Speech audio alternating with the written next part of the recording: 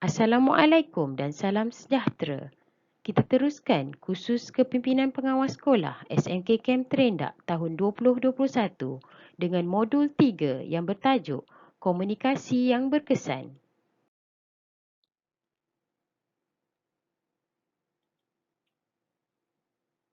Anda pemimpin? Siapa yang dikatakan pemimpin? Siapa pemimpin pelajar sekolah? Pertama, pengawas. Seterusnya, ketua tingkatan, ketua rumah sukan, ketua pasukan permainan,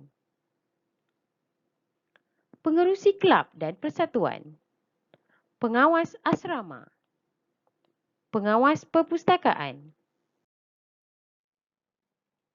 Pemimpin yang hebat bertanggungjawab kepada Allah, diri sendiri dan kumpulan yang dipimpin.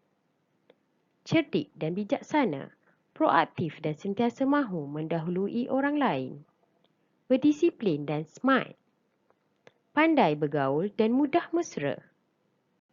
Bekerja berkumpulan. Antaranya, percaya pada diri sendiri. Yakin dengan apa yang difikirkan. Yakin dengan apa yang diucapkan. Yakin dengan apa yang dilakukan. Dalam pembentangan kumpulan, aspek berikut adalah penting. Pertama, gaya pembentang dari sudut gaya bahasa, nada dan intonasi suara. Buat semakan kepada pergerakan tubuh badan seperti mata, tangan dan lenggang-lenggok badan. Pembentangan dan ahli kumpulan yang lain.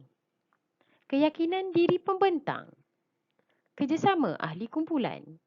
Respon dan keaktifan kumpulan lain. Kematangan kumpulan menjawab hujah. Monopoli atau sikap menarik diri ahli kumpulan. Kematangan emosi sekiranya berlaku konflik.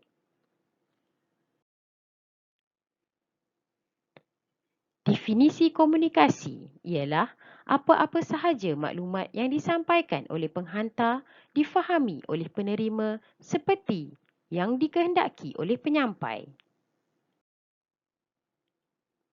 Bagaimana caranya? Adalah seperti berikut.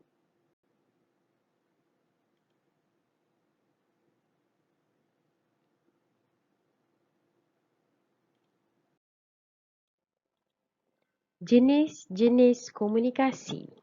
Halangan-halangan komunikasi. Bagaimana yang dikatakan komunikasi berkesan? Kaedah pengucapan awam.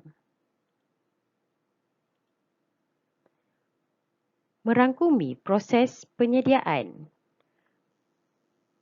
melalui peringkat permulaan, peringkat penyediaan dan peringkat penyampaian.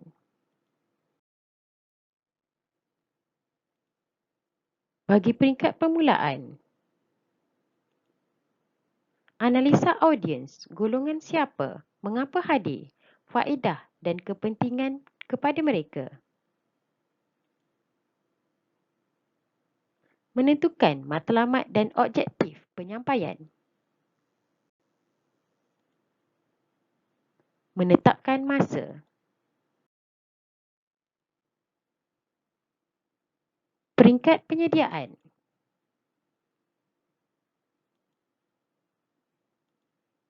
Pembukaan, yakni memberitahu tujuan dan rangka pembentangan.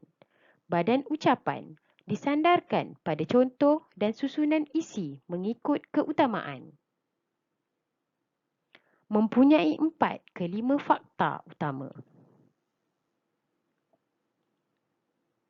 Penutup, mengulangi idea penting.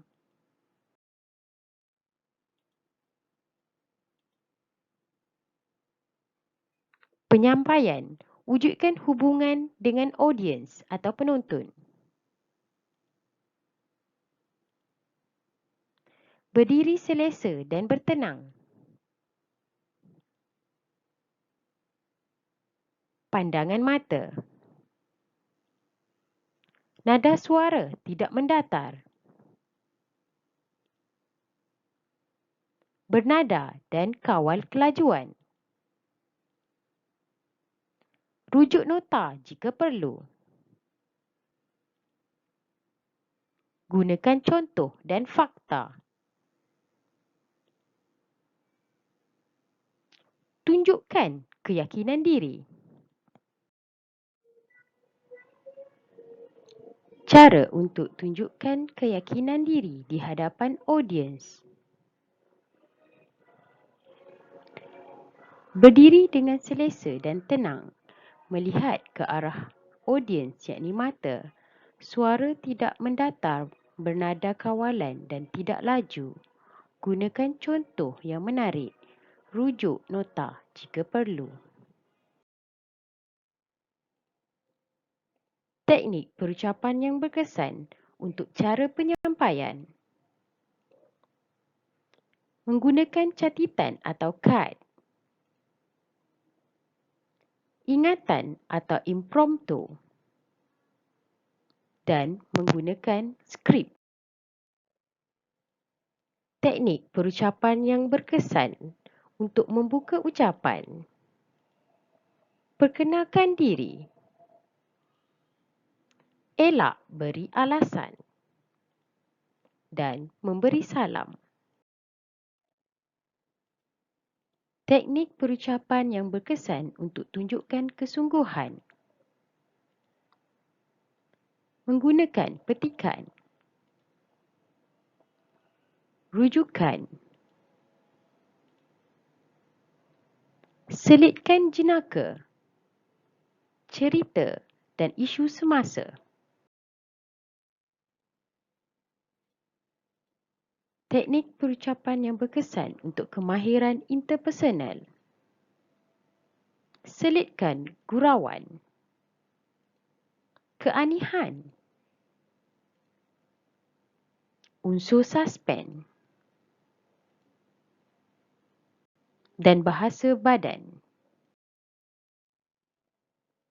Komunikasi berkesan merangkumi perkataan 7%. Nada suara 38%. Manakala bahasa badan 55%. Komunikasi berkesan melalui bahasa badan. Bahasa badan menunjukkan cara seseorang berkomunikasi secara langsung seperti ketawa, menunjukkan kegembiraan dan sebagainya. Komunikasi berkesan melalui nada suara. Terdapat pelbagai nada suara yang digunakan dalam komunikasi mengikut situasi dan keadaan.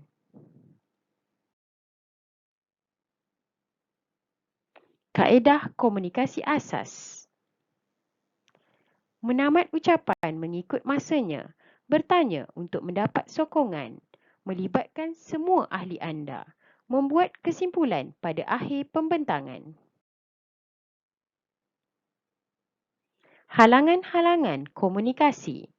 Pertama, nada suara atau intonasi, kurang sabar, keletihan atau tekanan, kurang maklumat, cepat prasangka, maklumat kabur, tiada tumpuan, kurang yakin diri dan kemahiran mendengar.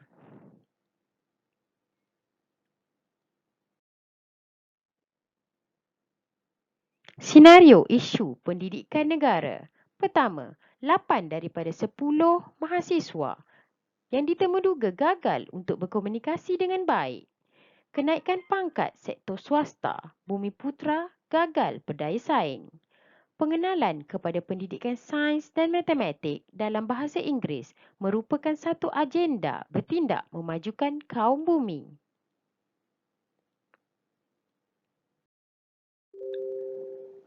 Komunikasi berkesan, latihan membina imej diri.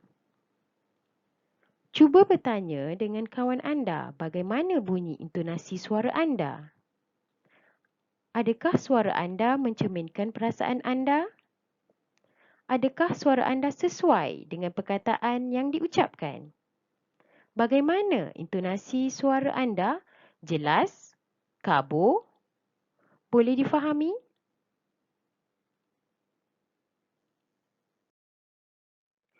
Bagi komunikasi yang berkesan, anda perlu membuat latihan. Pertama, rakamkan suara anda, dengar kembali.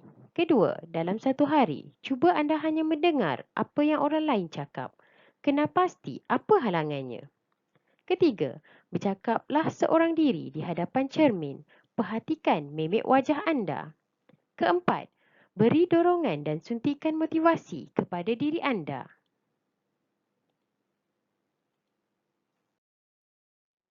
Mutiara kata pada hari ini.